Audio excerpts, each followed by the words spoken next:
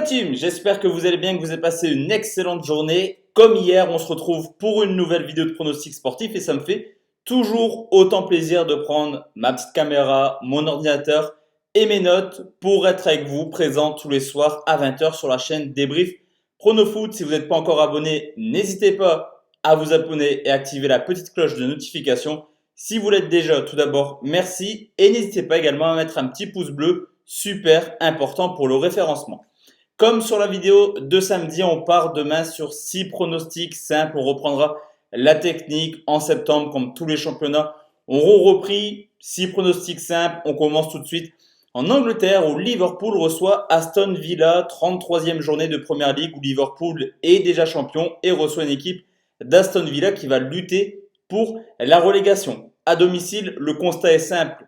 Pour Liverpool, 16 matchs, 16 victoires. Meilleure attaque avec 44 buts marqués, meilleure défense avec seulement 12 buts encaissés, au contraire de son adversaire du jour qui a pas mal de difficultés hors de leur base, seulement 9 points pris en 16 matchs, déjà 11 défaites et qui possède la plus mauvaise défense de Première Ligue hors de leur base avec déjà 33 buts encaissés.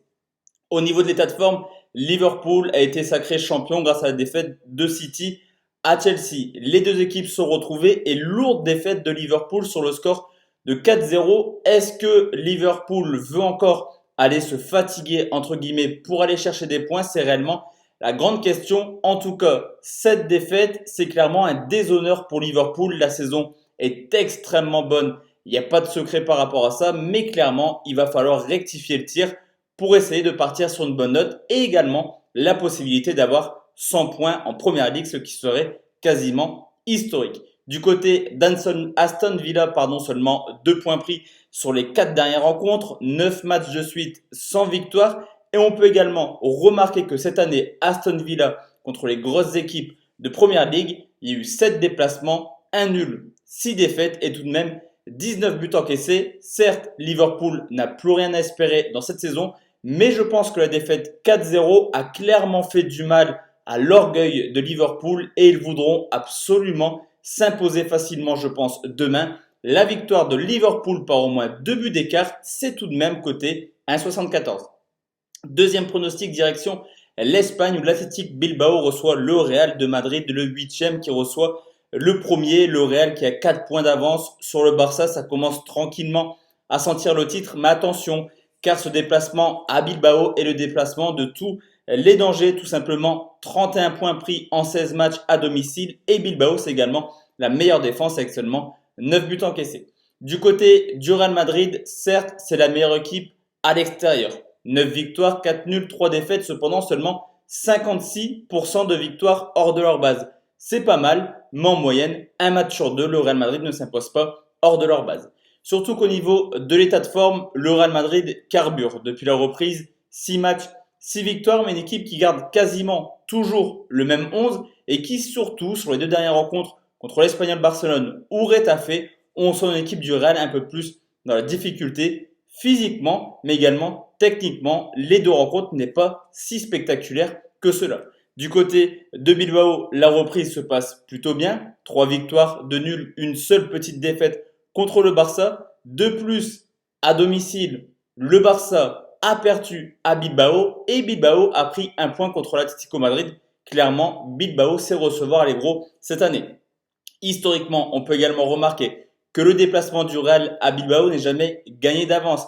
Les 5 dernières rencontres ont vu une victoire pour Bilbao, 2 matchs nuls, 2 victoires pour le Real, 0-0 lors du match aller. Je pense que Bilbao a des grandes chances de faire quelque chose d'intéressant demain et je vais partir sur Bilbao ou nul, tout de même côté à 2,07.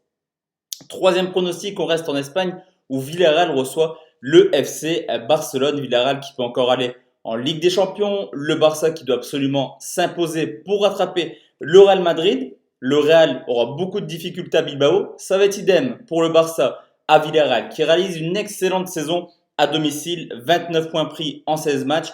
Troisième meilleure attaque. Au contraire du Barça qui à l'extérieur a tout simplement des stats assez moyenne, voire mauvaise pour un club comme le Barça. 6 victoires, 5 nuls, 5 défaites. Cependant, offensivement, toujours la même armada offensive. C'est quand même la 3e meilleure attaque avec déjà 24 buts marqués. L'état de forme de Villarreal est plutôt extraordinaire. Depuis la reprise, 6 matchs en Liga, 16 points sur 18 pour Villarreal, capable de battre n'importe qui en ce moment, au contraire du FC Barcelone, des petites tensions entre Griezmann, Messi, mais également le staff technique du Barça. 3 victoires, 3 nuls, certes, toujours pas de défaite, mais quand même une équipe qui encaisse pas mal de buts en ce moment. 2 contre l'Atlético Madrid, mais également 2 contre le Celta Vigo. Historiquement, pour retrouver trace d'une victoire de Villarreal contre le Barça, il faut remonter à 2007. Je pense que c'est super important quand même cet aspect historique. Cependant, on peut remarquer que généralement on a des scores de ping-pong. 4-4 l'an passé, on a eu un 2-2 il y a quelques années, 3 buts à 1 pour le Barça. Vous l'aurez compris, on a généralement du but dans ces rencontres. Villarreal doit s'imposer pour essayer d'aller en Ligue des Champions. Le Barça n'a pas d'autre choix que de s'imposer pour rattraper le Real Madrid. Les deux équipes marquent, c'est quand même coté 1,50. Quatrième pronostic, on va en Italie où le Napoli reçoit l'AS Roma, le sixième qui reçoit le cinquième. 3 petits points d'écart entre les équipes. Une équipe de Naples qui, dans l'ensemble de sa saison, n'est pas non plus extraordinaire à domicile. 6 victoires pour déjà 6 défaites en 14 matchs et qui offensivement n'a marqué que seulement 20 buts sur l'ensemble de la saison. Du côté de l'AS Roma, c'est un bilan à l'extérieur plutôt honorable. Déjà 7 victoires en 14 matchs. Cependant, au niveau d'état de forme, c'est un petit peu différent. Tout d'abord, certes, le Napoli reste sur une défaite 2-0 à l'Atalanta Bergame. Une défaite qui met fin à une série de 9 matchs sans défaite pour le Napoli qui, depuis l'arrivée de Gattuso, tout simplement retrouve des couleurs, mais également se remet à marquer. Les 5 derniers matchs à domicile ont vu Naples marquer 9 fois. Du côté de l'AS Roma, tout avait bien commencé lors de la reprise avec une victoire 2-1 contre la Samp. Cependant, 2 défaites de suite, 2 fois 2-0 contre le Milan, équipe instable, mais surtout à domicile contre l'Udinese. Attention, Naples est juste derrière. Historiquement, petit avantage tout de même pour l'AS Roma qui, sur les 5 derniers déplacements, a quand même été gagné 2 fois à Naples pour 2 nuls et une victoire du Napoli. Cependant, au vu de l'état de forme, clairement, je préfère miser un petit peu sur Naples en sécurisant. Je vais partir sur une victoire de Naples, rembourser tout de même 6 matchs nuls, on sécurise, c'est coté également à 1,50. Nouveau pronostic, c'est le cinquième, direction le Portugal où Porto reçoit Belenenses. C'est tout simplement le premier qui reçoit une équipe de Belenenses qui est 15e du championnat. Porto, 6 points d'avance sur Benfica, c'est peut-être le match du titre. Surtout qu'à domicile, Porto enchaîne saison après saison, mais encore plus particulièrement cette année. 12 victoires, 1 nul pour seulement une défaite. Meilleure attaque, 31 buts marqués. Meilleure défense, 6 buts encaissés.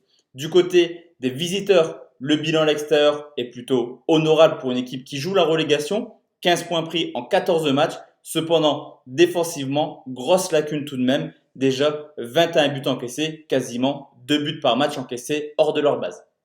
Après une reprise un petit peu timide et une défaite à Famalicão, le FC Porto se reprend plutôt bien. Il reste tout simplement sur 3 victoires et un nul et également 0 but encaissé, au contraire de son adversaire du jour qui a seulement pris 2 points sur les 4 dernières rencontres et qui cette année, à l'extérieur, chez les grosses équipes, en l'occurrence Famalicão, Guimarães, Benfica, mais également le Sporting Portugal, le constat est simple, 4 matchs, 4 défaites, 13 buts encaissés.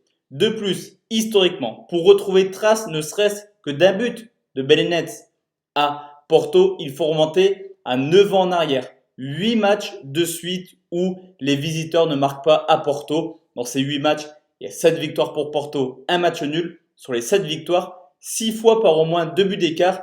L'historique penche pour Porto, la forme penche pour Porto et également le fait que Porto peut quasiment être champion demain me pousse à partir sur une victoire de Porto, comme pour Liverpool, avec au moins 2 buts d'écart, c'est coté 1,56.